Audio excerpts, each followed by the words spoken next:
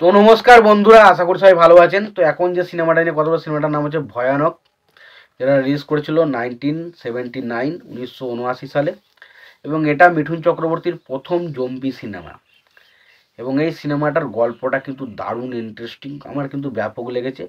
এবং সিনেমাটা সত্যি বলছি ভালো সিনেমা, কিন্তু পুরোনো দিনের সিনেমা তো সেই কারণে অনেক সময় যে ধরুন সিনেমা ফটোগ্রাফার বা ক্যামেরার তো খুব একটা বেশি উন্নত ছিল না, ফলে সেরকম যে ছবিগুলো আমরা দেখতে বিশাল কিছু লাগবে সেটা কিন্তু নয়। বাট ছবিটা যে চিত্রনাট্যের ওপর তৈরি হয়েছিল সেটা খুবই ভালো ছিল, এবং ছবির গল্পটা প্রচণ্ড বেশি স্ট্রং ছিল। তো সিনেমার গল্পের শুরুতেই আমরা দেখতে পাই একটা কবরস্থান, এবং সেই কবরস্থানে গল্পটার বিষয়ে পরে আসছি, গল্পের বিষয়ে পরে কথা বলবো। এখন আগে দেখে নিই সিনেমার পরিচালক, প্রযোজক এবং সঙ্গীত পরিচালক হিসেবে কারা কাজ করেছে। তো তার আগে আপনাদেরকে একটাই কথা বলবো, আপনারা চ্যানেলটা নতুন হয়ে থাকলে অবশ্যই আপনারা চ্যানেলটা সাবস্ক্রাইব করে নেবেন। আর যদি আপনাদের ভিডিওটি ভালো লেগে থাকে অবশ্যই লাইক কমেন্ট শেয়ার করতে ভুলবেন না। তো সিনেমার পরিচালক হিসেবে কাজ করছেন এস.ইউ. সৈয়দ। ছবিটার গল্প লিখেছেন হচ্ছে মিরাক মির্জা। ছবিটার প্রযোজনার কাজ করেছেন হচ্ছে এভি মোহন। ছবিটার সিনেমা ফটোগ্রাফার কাজ করেছে ভেঙ্কটেশ। ছবিটার সঙ্গীত পরিচালক হিসেবে কাজ করছে উষা খান্না। ছবিটার রান টাইম হচ্ছে 125 মিনিটের মতো। ছবিটাতে অভিনয় করেছেন মিঠুন চক্রবর্তী, রঞ্চিতা, রীনা রায়, প্রেমেন্দ্র, জগদীশ রাজ, শরৎ সাক্সেনা, ওম শিবপুরি আর নীল ফুলে, এরা অভিনয় করেছে। এবার দেখুন সিনেমাটার বিষয়ে আমি আলোচনা করতে যাচ্ছি।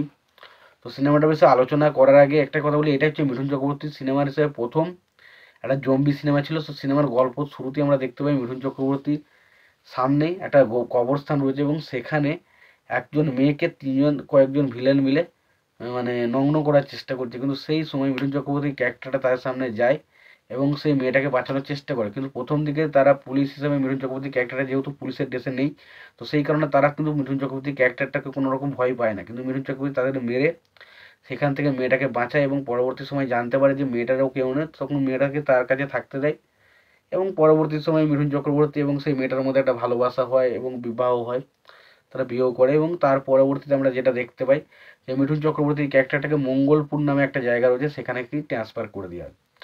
এবং তারপরে মিঠুন চক্রবর্তীর ক্যারেক্টারটা পরবর্তী সময় তাকে ফোন করে এবং বলে যে সেখানে আসতে, এবং সে যখন তার ফোন খবর পেয়ে যখন সেখানে যায়, সেখানে দেখে যে কোনো কিছু নেই, কোনো মানুষজন সেখানে নেই, একটা জনশূন্য এক জায়গা, এবং সেখানে বালির চড়াতে ভর্তি।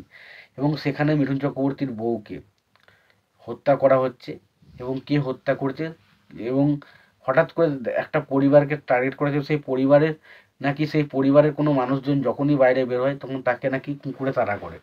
তো এরকম একটা ক্যারেক্টার আমরা দেখতে পাই, এবং সেই পরিবারটাই কি আসলে জম্বি না ওর পেছনে অন্য কিছু কারণ রয়েছে, সেটা নিয়ে যে সিনেমা, যেটার নাম হচ্ছে ভয়ানক। তো খুবই ভালো একটা সিনেমা, সিনেমার কনসেপ্টটা খুব ভালো ছিল। সিনেমাতে মিঠুন চক্রবর্তী এবং রঞ্জিতা কৌর মধ্যে যে গানগুলো রয়েছে সেগুলো কিন্তু আমার কাছে দুর্দান্তভাবে ওয়ার্ক করেছে। আমি এই বলবো না যে পুরোনো গানগুলো আমার কাছে ভালো লাগেনি, প্রত্যেকটা গানই ভালো লেগেছে।